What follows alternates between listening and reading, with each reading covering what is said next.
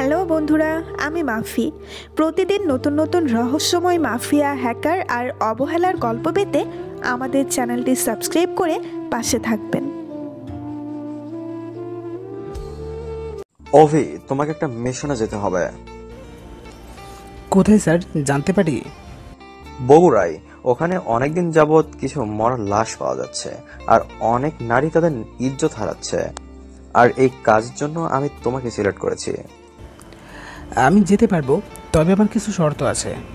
আর বলতে হবে না। প্রতিদিন সজীবদের তোমাদের বাসায় যেতে হবে, আর প্রতি সপ্তাহে তুমি তাই বলবে তো?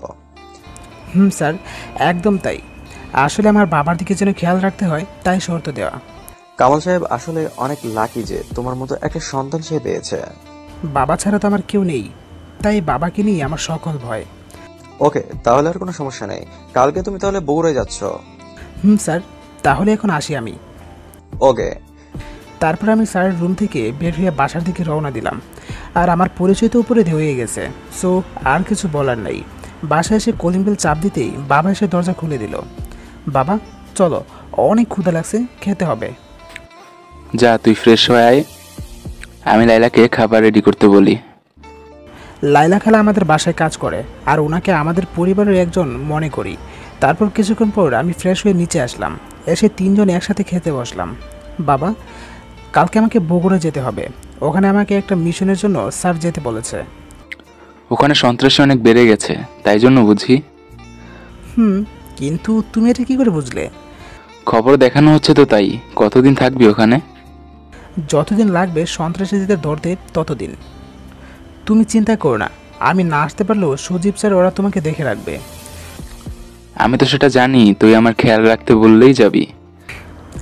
ওইসব বলতে বলতে খাওয়া শেষ, রুমে গিয়ে ঘুমিয়ে পড়লাম। সকালে আবারও বগুড়া যেতে হবে। সকালে ঘুম থেকে উঠে নাস্তা করে রেডি হয়ে নিচে আসলাম। বাবা, তুমি কিন্তু সাবধানে থাকবে, আর নিয়মিত ওষুধ খাবে। আর খালা, বাবা যদি ওষুধ না খেতে যায় তাহলে তুমি আমাকে সেটা জানিয়ে দেবে। দিব, তুই কোনো চিন্তা আচ্ছা ঠিক আছে, এখন তাহলে আমি আসি। তারপর আমি বাসা থেকে বিদায় নিয়ে চলে আসলাম। রাস্তা দিয়ে হেঁটে বের হয়ে সামনে আসতেই একটা গাড়ি নোংরা পানিতে নামিয়ে দেয়, আর সে পানি আমার গায়ে এসে পড়ছে। গাড়িটা সামনে দাঁড় করালো। আমি গাড়ির কাছে এসে বললাম, গাড়ি দেখে চালাতে পারেন না, অন্ধ নাকি? হঠাৎ করে গাড়ি থেকে একটা পরী নামলো, নেমে ঠাস ঠাস করে দুটো থাপ্পড় দিয়ে দিল।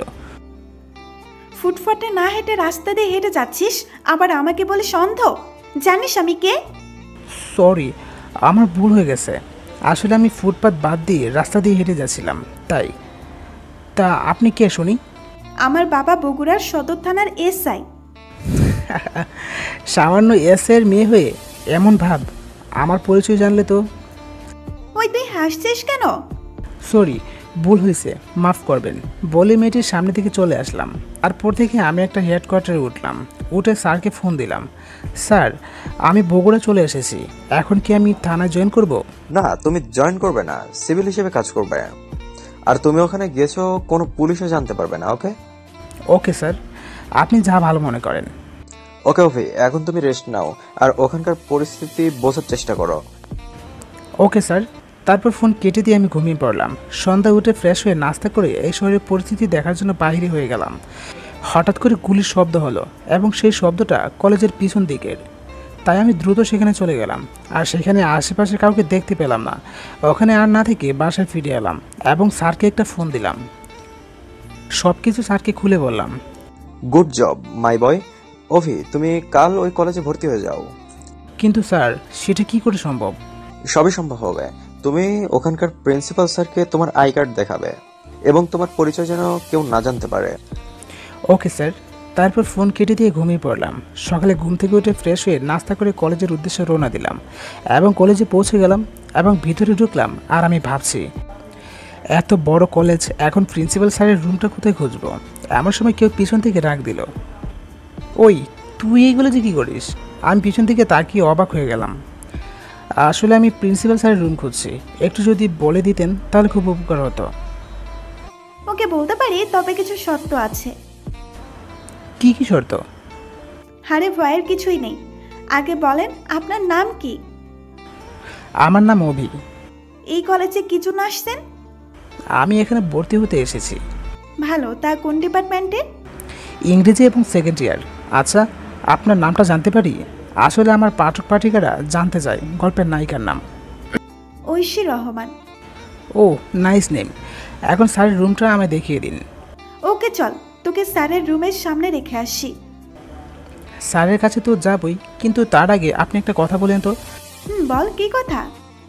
আমি আপনাকে আপনি করে বলছি, আর আপনি আমাকে তুই করে বলছেন কেন? আমি তোর বড় আপু, কারণ আমি থার্ড ইয়ারে পড়ি, বুঝলি? ভাবতেই অবাক লাগছে, সিনিয়র উপরে ক্রাশ খাইছি। ওকে আপু, এখন চলেন স্যারের কাছে। ওকে চল। পর আমি আর ঐশী আপু স্যারের রুমের সামনে গেলাম। May I coming sir? Yes, coming. তারপর আমি স্যারের রুমে ঢুকে পড়লাম। কি সমস্যা? স্যার, আমি এখানে ভর্তি হতে চাই। ভর্তি হতে পারবে, তার জন্য 25,000 টাকাও তোমার কাগজপত্র দিতে হবে। স্যার এটা দেখেন, আমার বের করে তারা হাতে দিলাম। স্যার, আপনি এখানে কেন ভর্তি হবেন? আসলে স্যার, ভয়ের কোনো কারণ নেই। আমি এখানে দিন দিন যে খুন খারাপি হচ্ছে তার সমাধান করতে এসেছি। কিন্তু স্যার, তা এই কলেজে কেন? তারপর আমি এখানে সেদিনের সকল ঘটনা স্যারকে খুলে বললাম। ওকে স্যার, ইচ্ছে যেভাবে ইচ্ছে কাজ করেন। কিন্তু আমার পরিচয় যেন কেউ জানতে না পারে। ওকে স্যার, তাই হবে। তারপর আমি প্রিন্সিপাল স্যারের রুম থেকে বের হয়ে স্যারকে একটা ফোন দিলাম। অভি বলো। স্যার, এই কলেজে ভর্তি হয়েছি। এখন তুমি তোমার কাজ সাবধানে করতে থাকো, আর কোনো প্রয়োজন হলে ফোন দিও, কেমন? Okay sir. বলে ফোনটা কেটে দিলাম। এই কলেজের ক্যাম্পাসের দিকে গেলাম। হঠাৎ একজনের সাথে ধাক্কা খেলাম এবং আমার ঠুঁটো মেয়েটার ঠুট এক হয়ে গেল। মেয়েটি আমার উপর পড়ে গেছে। আমি মেয়েটির দিকে তাকিয়ে তো পুরোই অবাক হয়ে গেলাম। আরে, এইটা তো ঐশী আপু। আমি কিছু বলতে যাব, তার আগে ঠাস ঠাস 3টা থাপ্পড় পড়ে গেল আমার গালে। আমি মনে করতাম তুই একটা ভালো ছেলে, তাই তোর সাথে পরিচিত হয়েছি, কিন্তু তুই সব ছেলেদের মতোই লুচ্ছা। তোদের মেয়ে দেখলেই খালি কিস করতে ইচ্ছে করে, তাই না? আরও অনেক কিছু বলল, আর এদিকে আমি মাথা নিচু করে ঐশীর কথাগুলো শুনছি। আমি কিছু বলতে গিয়েও বলতে পারছি না। এদিকে ক্যাম্পাসে থাকা সবাই এক দৃষ্টিতে আমাদের দিকে তাকিয়ে আছে। আরও কিছুক্ষণ বকাবকি করে ঐশী আপু ওখান থেকে চলে যায়। আমিও কিছুক্ষণ ওখানে দাঁড়িয়ে থেকে বাসায় ফিরে এলাম, কারণ আজ আর কোনো কিছুতেই মন বসাতে পারবো না। বাসায় এসে ফ্রেশ হয়ে নিচে আসলাম, খাবার খেয়ে আবার রুমে গেলাম। রুমে ঢুকে ফোনটা বেজে উঠলো। দেখলাম বাবা ফোন করেছে। ফোনটা রিসিভ করতে বাবা বলে উঠল, কিরে, ওখানে গিয়ে আমাদের ভুলেই গেছিস? একটাবারও বাবার কথা মনে পড়ে না নাকি? আরে আসলেই তো, এখানে এসে বাবাকে একটা ফোনও করি নাই। সরি বাবা, একটু কাজের চাপ ছিল তো, তাই ফোন দিতে পারি নাই। তা তুমি কেমন আছো? খালা কেমন আছেন? আমরা তো ভালোই আছি। তা তুই কেমন আছিস? আলহামদুলিল্লাহ ভালো। তুমি ঠিকমতো ওষুধ খাচ্ছ তো? খাই তো। সেসব তোকে ভাবতে হবে না। তুই নেই তো কি হয়েছে, আমার আরেক ছেলে আছে না। বাবা আসলে সজীবের কথা বলছে, কারণ বাবা ওকে আমার মতোই আদর করে। সজীব কি বাসায় আসছে? কথা বলবি? দাও। কি খবর, কেমন আছিস তুই? আমরা হলাম বেস্ট ফ্রেন্ড। ভালো। তা তুই কেমন আছিস? আছি ভালোই। তুই না থাকলে কি আর বেশি ভালো থাকা যায়? আচ্ছা, বাবার খেয়াল রাখিস, পরে কথা হবে, কেমন? ওকে, বাই। তারপর ফোনটা কেটে দিয়ে একটা ঘুম দিলাম। গালটা অনেক ব্যথা করছে থাপ্পড়গুলো খেয়ে। সন্ধ্যায় ঘুম ভেঙে যায়। তারপর ফ্রেশ হয়ে নাস্তা করে আজকেও বের হলাম মিশনে। একটা ফাঁকা জায়গা থেকে কেউ বলছে, কে কোথায় আছেন, আমাকে বাঁচান। কণ্ঠটা একটি মেয়ে মনে হচ্ছে, তাই আমি দেরি না করে ছুটে গেলাম। গিয়ে দেখি একটা মেয়ের সাথে খারাপ কিছু করতে চলেছে। তাই আমি বন্দুকটা বের করে একটা ছেলের পায়ে গুলি করে দিলাম, আর বাকি সবাই পালিয়ে গেল। আমি ছেলেটার কাছে গেলাম, এই কারা তোরা, আর এই মেয়েটিকে তোরা তুলে আনছিস কেন? কেন এনেছি সেটা আপনাকে বলতে পারবো না। আপনি যদি আমাকে মেরেও ফেলেন তারপরে বলতে পারবো না। আমি তোকে মারবো না, তুই ভয় না পেয়ে সত্যি কথা বল। তোকে দেখে তো মনে হয় তুই এই সন্ত্রাসীর প্রফেশনে নতুন, আর করিস না মনে হয়। হ্যাঁ, আপনি ঠিকই ধরেছেন। আমি একজনের চাপে এই কাজ করতে বাধ্য হই। কে তোমাকে বাধ্য করেছে, তুমি আমাকে নির্ভয়ে বলো। আসলে ওই সন্ত্রাসীরা আমার বোনকে তুলে নিয়ে গেছে, আর আমাকে ফোন করে বলেছে আমি যদি ঋতুকে ওদের কাছে এনে দেই তাহলে ওরা আমার বোনকে ছেড়ে দিবে। ঋতু হলো এই মেয়েটির নাম, যার চিল্লানি শুনে আমি এখানে আসছি বাঁচাতে। ঋতু হলো এই মেয়েটির নাম, যার চিল্লানি শুনে আমি ওকে বাঁচাতে আসি এখানে। তোমরা কি একে অপরকে চিনো নাকি? হ্যাঁ, আমার পাশের বাসায় ওদের বাসা। তোমার নাম কি, আর তুমি কি করো? আমার নাম রাকিব, আমি ইন্টার সেকেন্ড ইয়ারে পড়ি। আর তুমি? ঋতুকে উদ্দেশ্য করে কথাটা বললাম। আমি ফার্স্ট ইয়ারে। কিন্তু আপনি সেটা বলুন তো। একজন এসিপি অফিসার, এখন আমি সিভিলে আছি এই সন্ত্রাসীদেরকে ধরার জন্য। আমার কথা শুনে ওরা দুজনে চমকে যায়। ঋতু হঠাৎ করে বলে উঠল, আগে তো কখনো আপনাকে এ থানায় দেখি নাই। কেন, তুমি থানায় থাকো নাকি? আমার বাবা এসআই, তাই মাঝে মাঝে থানায় যাই। আর এখানে নতুন এসিপি অফিসার আছে, এটা তো বাবাও কোনোদিন বলে নাই। আমি এসরে কিছুদিন হলো আসা, আর তাই কেউ জানেও না। আর তোমার আপুর নাম কি ঐশী? ঋতু একদম অবাক হয়ে বলল, কিন্তু আপনি এটা কি করে জানলেন? জানি একটু। আচ্ছা চলো তোমাদেরকে বাসায় দিয়ে আসি। আর আমি যে এসিপি, তোমরা এই কথা কাউকে বলবে না কিন্তু। হ্যাঁ, বলবো না। রাকিব, তোমার হাতটা ব্যান্ডেজ করে নিচে চলো। তারপর রাকিবের হাত ব্যান্ডেজ করে নিয়ে চলে আসলাম। রাকিব, তোমার কোনো ভয় পেতে হবে না, আমি তোমার বোনকে বের করে দেব। আর সন্ত্রাসীরা তোমাকে কি বলে ফোন করে তা তুমি আমাকে জানাবে, কেমন? এই নাও আমার কার্ড। ওকে, এখন আমি তাহলে যাই। ওকে। তারপর রাকিব চলে যায়, কিন্তু ঋতু একা যেতে ভয় পাচ্ছে। ওর মা বাবা যদি ওকে কিছু জিজ্ঞেস করে, তাই ও ভয় পাচ্ছে। আমি ওকে নিয়ে ওদের বাসায় গেলাম। কলিং বেল বাজাতেই ঐশী এসে দরজাটা খুলে দিল। মনে হয় দরজার সামনেই ছিল। ঐশী ঋতুকে দেখে বলল, এতক্ষণ কোথায় ছিলে আপু তুই? আমরা কত চিন্তা করছিলাম তুই জানিস? ঋতুকে জড়িয়ে ধরে কান্না করতে করতে কথাগুলো বলল। হঠাৎ ঐশী আমার দিকে তাকিয়ে অবাক হয়ে যায় আর বলে উঠল, তুই এখানে কেন আসছিস? কে তোকে নিয়ে আসছে? আমাকে কিছু বলতে না দিয়ে বলে, তোমরা কি একে অপরকে চেনো নাকি? সেসব তোমার আপুর কাছে থেকে জেনে নিও। এখন আমি গেলাম। এই কথা বলে ওখান থেকে চলে আসলাম। ঋতু আর ঐশীর মধ্যে তখনও কথা হয়। ঋতু, তুই অভিকে কোথায় পেলি? আর ও তোকে দিয়ে গেল কেন?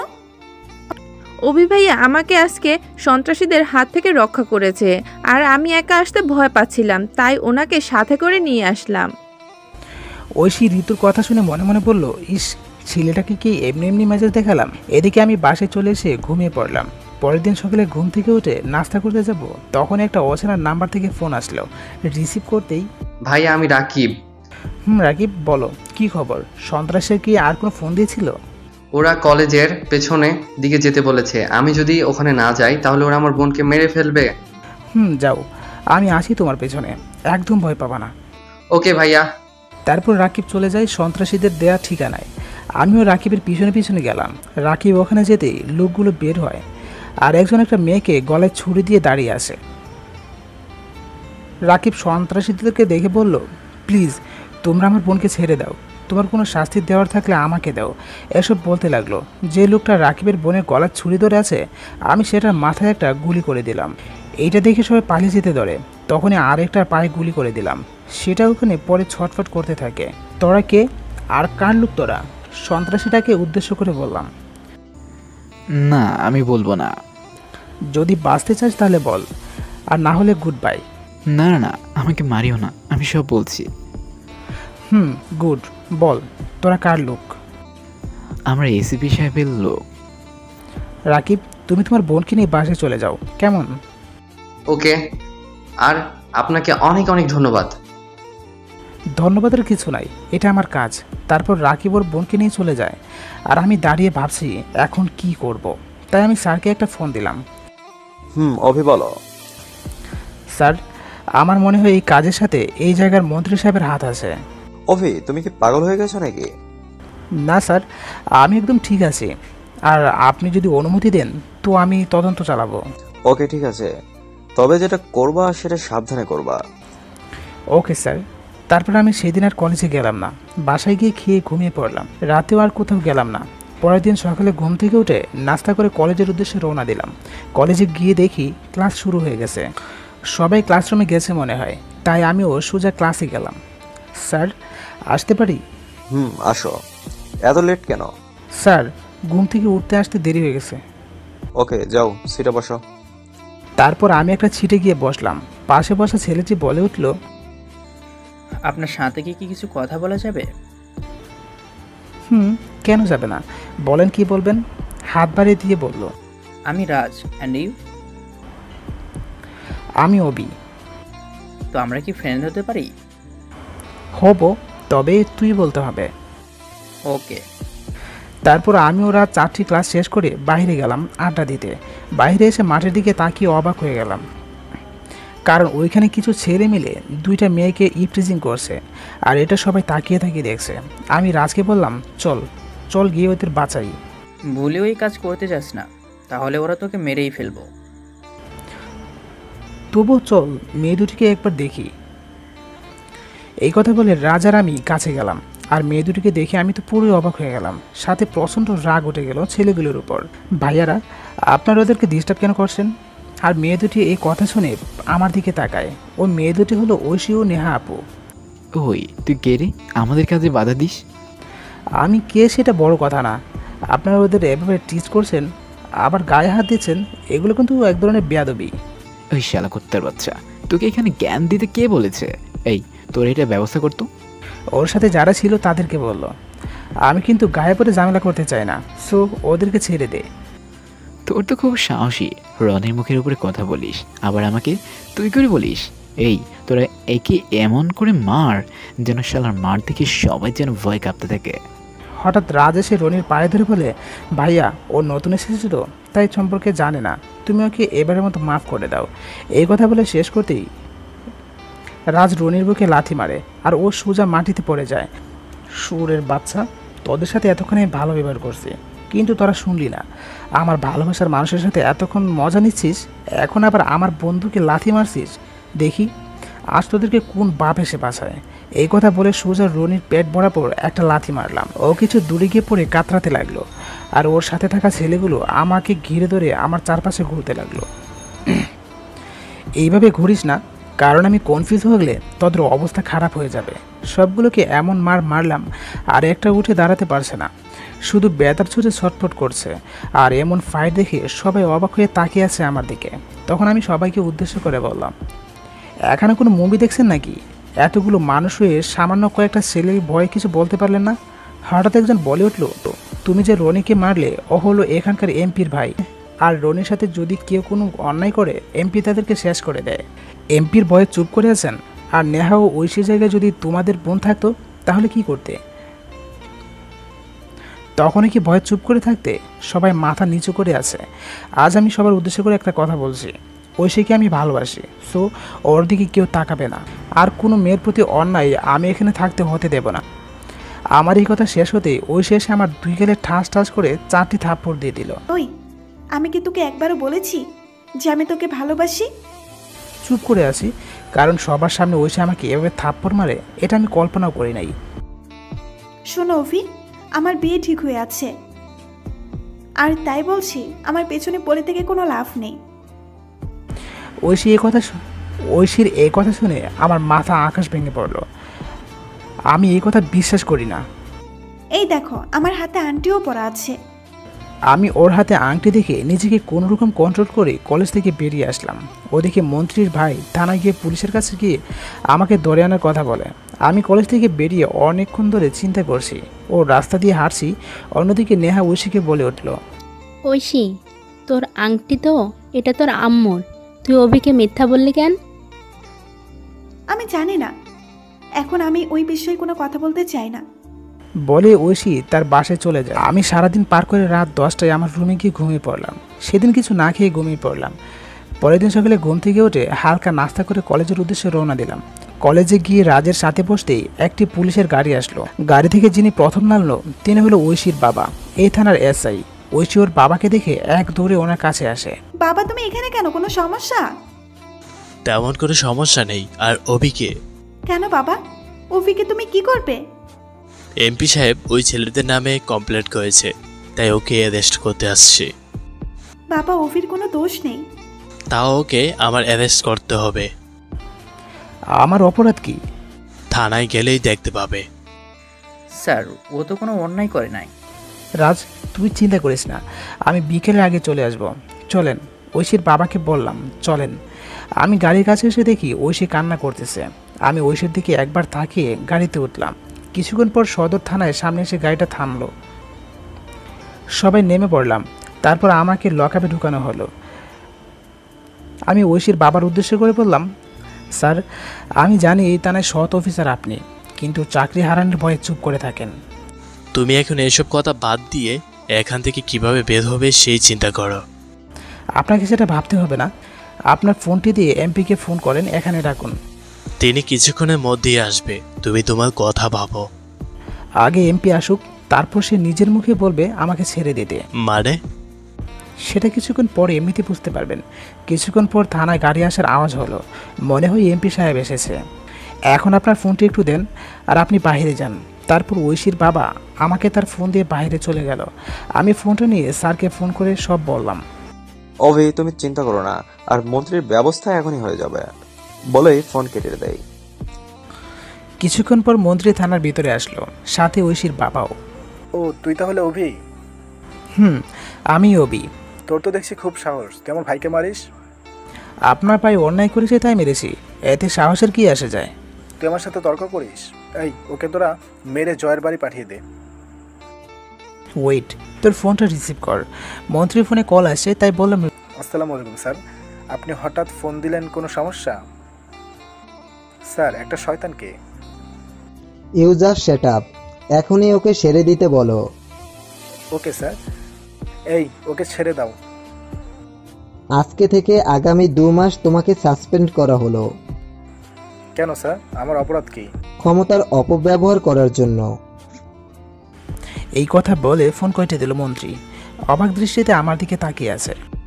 আমি মন্ত্রীকে উদ্দেশ্য করে বললাম, কি হলো? আয়, মার আমাকে ছেড়ে দিলি কেন? কে তুই? এত ক্ষমতা তুই কোথায়? সেটা তুই জেনে কি করবি? তবে একটা কথা বলি, শুনে রাখ, ভালো হয়ে যা, না হলে থাক, আর বললাম না। সেটা দেখতেই পাবি। আর স্যার, আপনাকে একটা কথা বলি, আপনি সৎ অফিসার, সো এসব ফালতু লোককে ভয় পেয়ে নিজেকে ছোটো করবেন না। ঐশীর বাবাকে বললাম। তারপর আমি সোজা থানা থেকে বেরিয়ে আসলাম। এসে হালকা খেয়ে ঘুমিয়ে পড়লাম। পরের দিন বিকালে ঘুম থেকে উঠে নাস্তা করে কলেজের উদ্দেশ্যে রওনা দিলাম। কলেজে গিয়ে দেখি রাজ একটি গাছের নিচে বসে আছে। কি রে, এখানে একা একা বসে কি করি? এইভাবে কি দেখছিস? মনে হয় কোনোদিন আমাকে দেখিস নাই। কাল কিনা তোকে পুলিশ ধরে নিয়ে গেল। তো কি হয়েছে? তুই ছাড়া পেলি কিভাবে? ওরা ছেড়ে দিছে তাই ছাড়া পাইছি। কথাটা মিথ্যা বললাম। ওরা যাকে ধরে নিয়ে যায় তাকে তো না মেরে ছেড়ে দেয় না, কিন্তু তোকে তো কিছু করল না কেন? শালা, না না থাক, ওসব কথা বাদ দে। চল এখন ক্যান্টিনে যাই, খুব ক্ষুধা পাইছে, সকালে কিছু খাওয়া হয়নি। ওকে চল। তারপর রাজ আর আমি ক্যান্টিনে চলে যাচ্ছি। হঠাৎ করে দেখি ঐশী আমার দিকে তাকিয়ে আছে। আমি মনে মনে ভাবছি, কি ব্যাপার, যে মেয়ে আমার দিকে ভুল করে তাকায় না, সে আমার দিকে এভাবে তাকিয়ে আছে, ব্যাপারটা কি? এসব ভাবতে ভাবতে তারপর আমরা কিছু খাবার অর্ডার করে সেগুলো খাচ্ছি। খাওয়া শেষ করে বিল দিয়ে বের হয়ে আসলাম।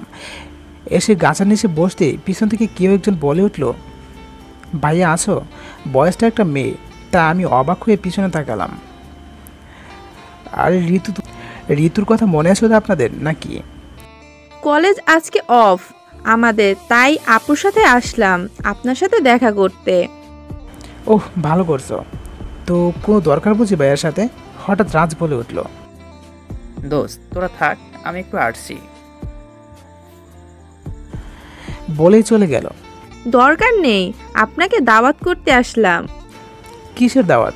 তোমার আপুর বিয়ে নাকি? মজা করে কথাটা বললাম। আরে না, আমার জন্মদিন পরশু দিনে, তাই আমি চাই আপনিও আসবেন। সে যেতে পারি, কিন্তু তোমার আপু আবার আমাকে অপমান করে বের করে যায় যদি? ঐশী পাশ থেকে এই কথাগুলো শুনে রেগে এলোমেলো হয়ে গেল। ওর রাগের লুক দেখে আবার ক্রাশ খাইলাম। আচ্ছা ভাইয়া, আপুর সাথে কি কোনো সমস্যা নাকি আপনার? আপনি কি আপুকে ভালোবাসেন? অনেক। তারপর ঋতুকে সব ঘটনা খুলে বললাম। আপনারা তো জানেন, তাই আর বললাম না। যারা জানেন না, আগের পাঠগুলো দেখে নেবেন, তাহলে জানতে পারবেন। সত্যি? আমার মনে হয় আপু আপনাকে ভালোবাসে, কিন্তু বলতে চায় না। মনে করে আপনি বেকার একটা ছেলে, তাই হয়তো বা। হতে পারে। তাহলে পরশুদিন বাসায় দেখা হচ্ছে তো দুলাভাই? এই, আমি কি তোমার বোনকে বিয়ে করছি নাকি, তাই দুলাভাই বলছো? আরে করেন নাই তো কি হয়েছে, করবেন তো, তাই আগে থেকে ট্রাই করছি। আচ্ছা ঠিক আছে, পরশুদিন আমি ঠিক সময়ে চলে যাব, চিন্তা করো না। হাজার হোক একটা মাত্র শালি। ওকে, এখন তাহলে আমি আসি। Okay bye. তারপর ঋতু চলে গেল। আমিও কিছুক্ষণ থেকে বাসায় আসলাম। রাতে খবর শুনছি, তখন দেখলাম আজকে আবার 2টো খুন হয়েছে। আর তখনই ফোনটা বেজে উঠল। তাকিয়ে দেখলাম স্যার ফোন করেছে, তাই রিসিভ করলাম। স্যার বলেন। খবর দেখেছ? দেখতে আপনি ফোন করলেন। তা তোমার কাজ কত দূর? সব ঠিকঠাক আছে স্যার, কিছুদিনের মধ্যেই মন্ত্রীর মুখোশ খুলে দেব। আচ্ছা, সাবধানে, নিজের খেয়াল রেখো। Okay sir. মন্ত্রীর বিষয়ে কাজ করতে একদিন কেটে গেল। হঠাৎ মনে হলো আজ তো সন্ধ্যা, ঋতুর বার্থডে পার্টি আছে। তাই আর দেরি না করে মার্কেটে গেলাম। ঋতুর জন্য ভালো একটা ফোন নিলাম, আর সেটা সুন্দর করে প্যাকেট করে নিলাম, আর সাথে একটা ফুলের তোড়া। তারপর বাসায় এসে ফ্রেশ হয়ে বাইক নিয়ে বেরিয়ে পড়লাম ঐশীদের বাসার উদ্দেশ্যে। কিছুক্ষণ পর আমি পৌঁছে গেলাম। দেখলাম খুব সুন্দর করে বাড়িটা সাজিয়েছে। আমি বাইরে না দাঁড়িয়ে ভিতরে ঢুকলাম। দরজার সামনে যেতে ঠাস করে ধাক্কা খেয়ে পড়ে গেলাম একটা নরম কিছুর উপরে। চোখ খুলে তাকিয়ে দেখলাম ঐশী, আর প্রচুর পরিমাণে রাগের লুক নিয়ে আমার দিকে তাকিয়ে আছে। মনে হয় আমাকে একদম মেরে ফেলবে। আমি আর পড়ে দেখার মতো ঐশীর দিকে তাকিয়ে আছি।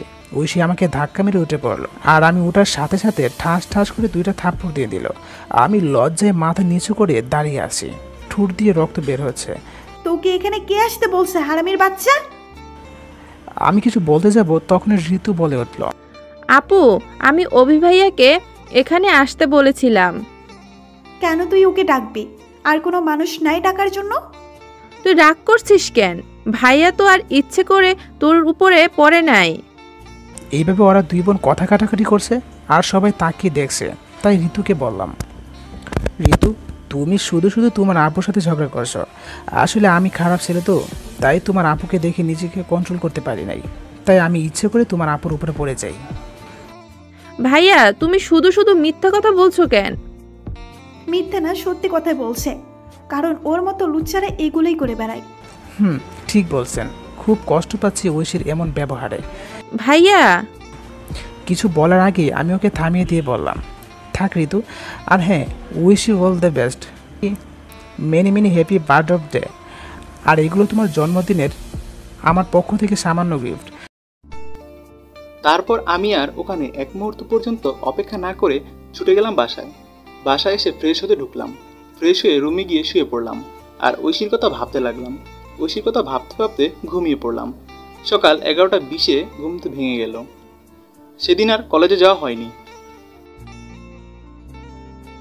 তারপর আমি উঠে ফ্রেশ হয়ে নাস্তা করে আমি আমার কাজের উদ্দেশ্যে বের হয়ে গেলাম।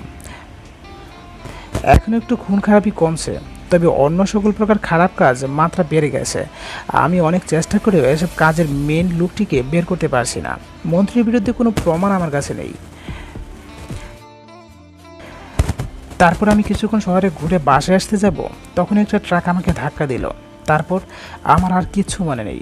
চোখ খুলে তাকিয়ে দেখলাম ঐশীর বাবা আমার পাশে। আমার জ্ঞান ফেরা দেখে, অবশেষে তোমার জ্ঞান ফিরে তো আমি তো অ্যাক্সিডেন্ট করেছিলাম, কিন্তু আমাকে এখানে কে আনলো? আমি অফিস থেকে বাসায় ফেরার সময় দেখলাম তুমি পড়ে আছো রাস্তায়। তাই আমি তোমাকে নিয়ে হাসপাতালে নিয়ে যাই, আর আজ একদিন পর তোমার জ্ঞান ফিরল। আপনাকে অনেক ধন্যবাদ। আচ্ছা, তুমি এখন রেস্ট নাও, আমি একটু পর চলে আসব। Okay sir. তারপর ঐশীর বাবা চলে যায়। আমি শুয়ে শুয়ে ভাবছি, আমাকে কি কেউ মারতে চাইছিল নাকি, শুধু অ্যাক্সিডেন্ট? এসব ভাবতে ভাবতে হঠাৎ একটি মেলি কণ্ঠে বলে উঠল, আমি কি ভিতরে আসতে পারি? আমি চোখ তুলে তাকাতে অবাক হয়ে গেলাম। আমি কি সত্যি দেখছি না মিথ্যা? চোখ খুলে তাকিয়ে দেখলাম ঐশী দরজার সামনে। আমি ওকে কি বলবো বুঝতে পারছি না। আপনি কেন আসেন? এখনো মরি নাই সেটা দেখতে এসেছেন নাকি? প্লিজ অভি, এমন করে বলো না। নাটক তো খুব করতে পারেন, এখন তুই বাদ দিয়ে তুমি করে বলছেন। প্লিজ অভি, আমাকে মাফ করে দাও। আরে আপনি কি ভুল করছেন নাকি যে তাই সরি বলছেন? ঐশী দৌড়ে আমার কাছে এসে জড়িয়ে ধরে কেঁদে দিল। প্লিজ আমাকে ছাড়ুন, ব্যথা লাগছে। অনেক ব্যথা করছে বুঝি? আপনি যে ব্যথা দিয়েছেন সেদিন, তার কাছে এটা কিছুই না। তখন দরজার কাছে থেকে ঋতু বলে উঠল, আমি এখানে দাঁড়িয়ে থাকবো নাকি? তোমাকে বাইরে কে থাকতে বলছে? ওই একদম চুপ করবে তুই। দেখছো ভাইয়া, তোমার সামনেই আমাকে বকা দিচ্ছে। আচ্ছা, কেউ কি কিছু বলবে না আর? তুমি একটা কাজ করতে পারবে ঋতু? কি কাজ? দেখো তো আমাকে রিলিজ করে দেয় নাকি। তুমি তো অনেক অসুস্থ। অসুস্থ বলে পড়ে থাকলে আমার কাজ কে করে দেবে? কিন্তু আব্বু তো বকবে। তুমি আমার বিষয়টি বুঝতে চেষ্টা করো। ওই একদম চুপ করবি তুই। ও কি বুঝবে? তোর কি এমন রাজকাজ আছে শুনি? সেটা আপনাকে না জানলেও হবে। তোর কি কাজ আছে আমাকে বল, আমি করে দিব। তুই করবি ভাইয়ার কাজ? তুই হাসিস কেন? কি এমন কাজ শুনি তাই আমি পারবো না? ভাইয়া হলো আমি ঋতুর মুখ চেপে ধরলাম। কিছু না, এখন তোমরা আমার রিলিজের ব্যবস্থা করতে পারবে কিনা সেটা দেখো। ঋতু ডাকতো ডাক্তারকে বলে রিলিজ করানো যায় নাকি পাগলটাকে? কে পাগল? তুমি আমার পাগল। আমি কেন আপনার মতো পাগল হতে যাব? তোরা ঝগড়া কর, আমি যাই। আর আপু, তুই যে ভাইয়াকে ভালোবাসিস সেটা বলে দিলেই পারিস, এত নাটক করার দরকার কি? ওই তোকে পাকনামি করতে কে বলছে? তুই তোর কাছে যা। আচ্ছা বাবা, যাচ্ছি, থাক তোরা। তারপর ঋতু চলে গেল। আমি চুপচাপ বসে আছি আর ঐশী আমার হাত ধরে আছে, কিন্তু কিছুই বলতে পারছি না। যদি রাগ করে পাগলিটা।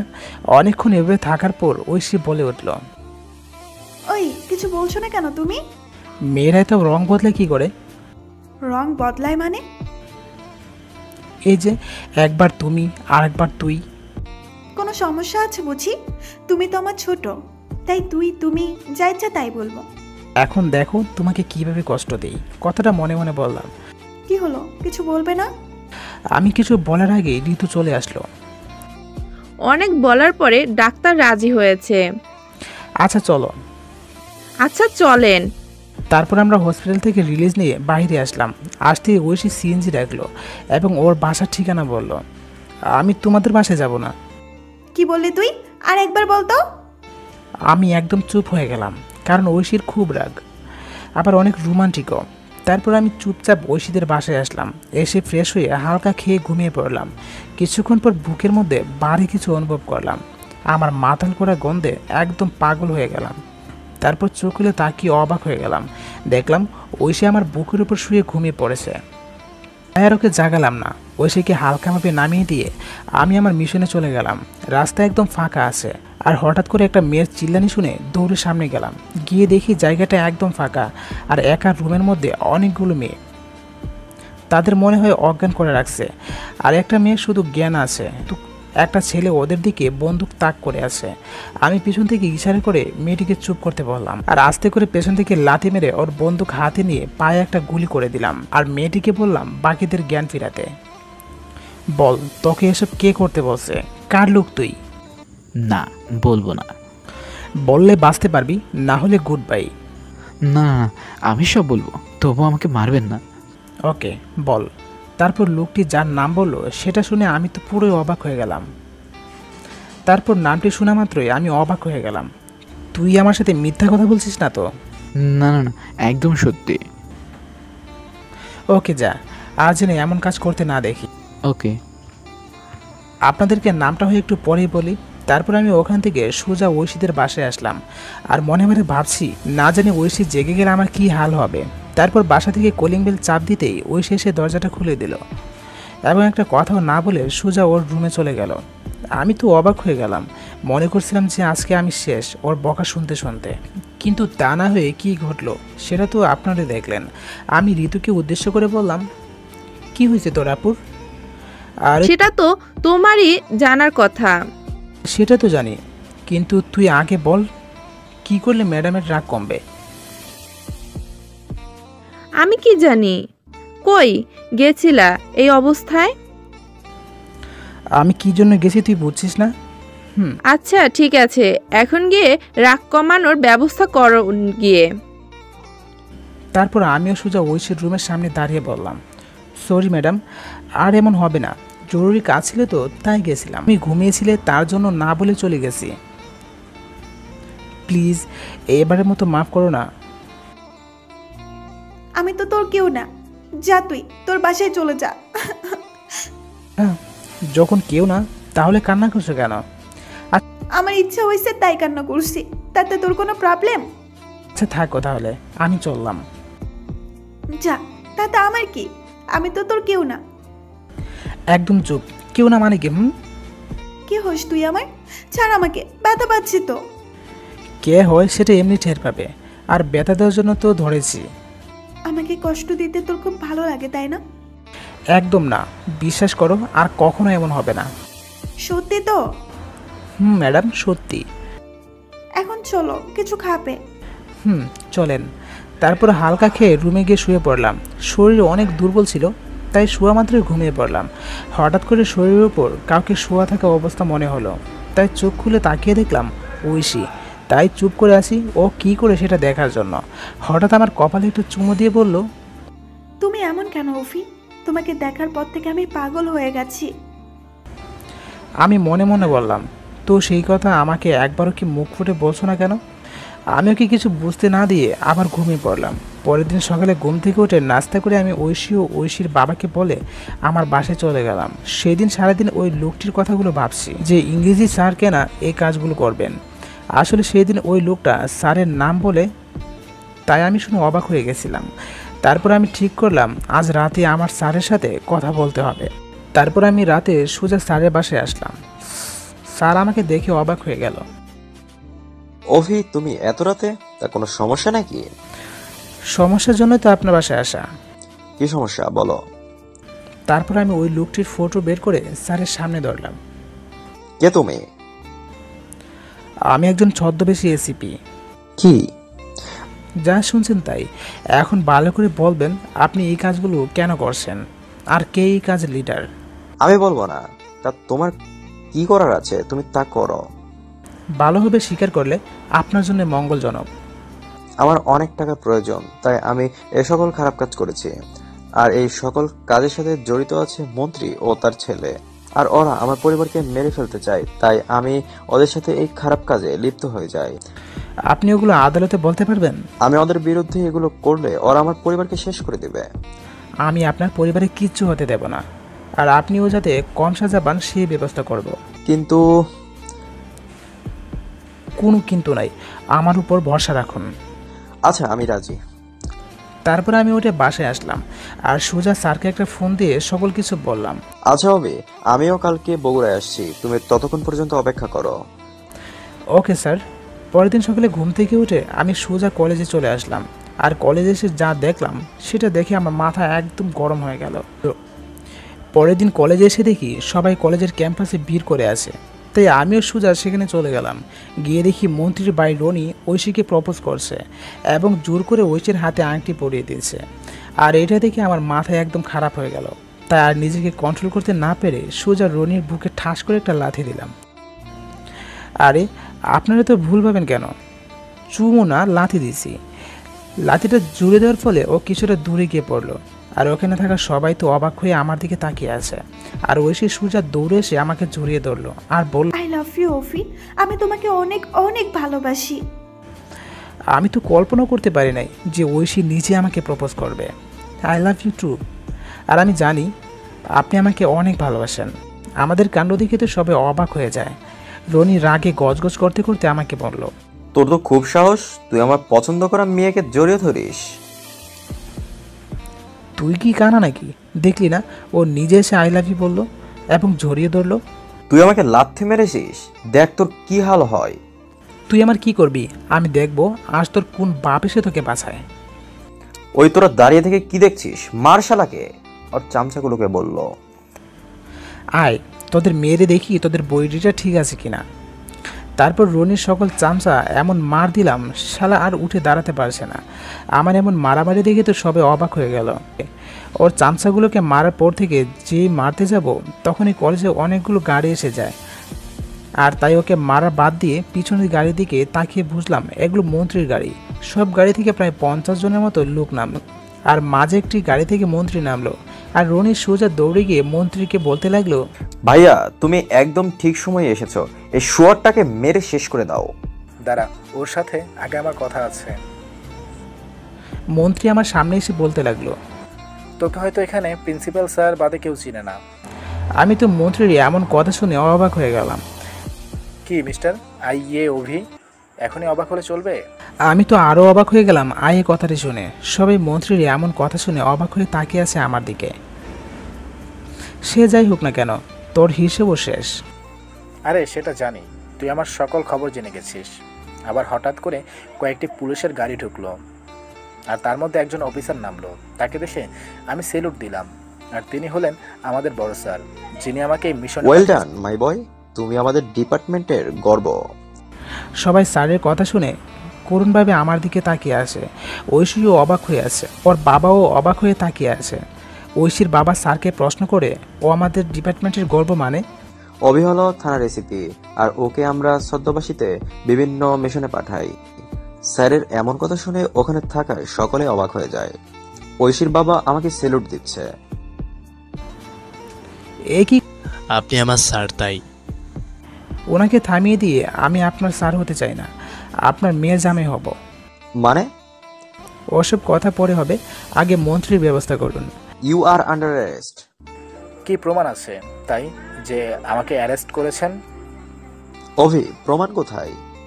আমি আমার ফোন বের করে মন্ত্রীর সকল অন্যায় কাজের প্রমাণ দেখিয়ে দিলাম। তারপর মন্ত্রীও তার লোকেদের অ্যারেস্ট করে থানায় নিয়ে যায়। তারপর কলেজের সবাই উদ্দেশ্য করে বললাম, আমি আপনাদের সবাইকে উদ্দেশ্য করে কিছু কথা বলবো। আমি বুঝতে পারছি আপনারা অনেকে চিন্তা করছেন, একজন পুলিশ অফিসার এতদিন ধরে আমাদের সঙ্গে পড়ালেখা করলো। এ সকল ক্রিমিনালদেরকে ধরার জন্যই তো এতদিন ধরে আমি আপনাদের সাথে ছিলাম। আমি যদি কাউকে কোনোভাবে কষ্ট দিয়ে থাকি, তাহলে আপনারা দয়া করে আমাকে ক্ষমা করে দেবেন। ধন্যবাদ সবাইকে। তারপর আমি, স্যার ও ঐশীর বাবা সহ আমরা ওদের বাসায় গেলাম। তারপর ঐশী নিজের রুমে চলে গেল, আর আমি নিচে বসে থাকলাম। স্যার ও ঐশীর বাবা দুজনে, আর আমি ওদের মধ্যে চুপচাপ বসে আছি। কিছুক্ষণ পর ঋতু এসে বলল, অভি ভাইয়া একটু উপরে আসো তো। আরে আপনারা তো ভুল ভাবেন কেন, এই উপরে সে উপরে না, উপরতলার রুমে ডাকছে। কি ঋতু, কিছু বলবে নাকি? আমি আপনার সাথে প্রেম করব, তো তাই ডাকলাম। কি? আরে আপু ডাকছে তোমাকে, আপুর রুমে। আচ্ছা। তারপর আমি ঐশীর রুমের সামনে এসে দেখলাম দরজাটা খোলাই আছে, তাই কোনো প্রকার শব্দ না করে সোজা রুমে প্রবেশ করলাম। আর রুমে প্রবেশ করতে যেটা দেখলাম তা দেখে আমি অবাক হয়ে গেলাম। ওই রুমে প্রবেশ করার আগে অনুমতি নিতে হয়, সেটা জানো না? সরি, একদম ভুলে গেছিলাম। আর দেখলাম রুমের দরজা খোলা, তাই তো। তাই বলে না বলেই ঢুকবা? আরে আমার বউর রুমে প্রবেশ করতে অনুমতি নিতে হবে নাকি? বিয়ে না করে বউ হয় কিভাবে? তুমি কি ঝগড়া করতে আমাকে ডাকলে? সরি, আর করব না। আর আপনি যে পুলিশ, এটা আমাকে আগে বলো নাই কেন? বললে কি হতো? কচু হতো। রাগ করে মুখ ঘুরে নিল। আমি চুপ করে ওকে জড়িয়ে ধরে একটা চুমু দিয়ে বললাম, এটা তো আমার মিশন ছিল, তাই বলি নাই। তুমি আমাকে চুমু দিলা কেন? আমার বউকে আমি যা ইচ্ছা তাই করব, তাতে তোমার কি? ঐশী কিছু বলার আগে ঋতু বলে উঠল, আমি তো সব দেখে ফেললাম, এখন কি হবে? কি আর হবে, শালেই তো দেখছে। তারপর আর কি, সব তো হয়ে গেল। আপনারা এবার লাইক দিয়ে পরের গল্পের জন্য অপেক্ষা করুন।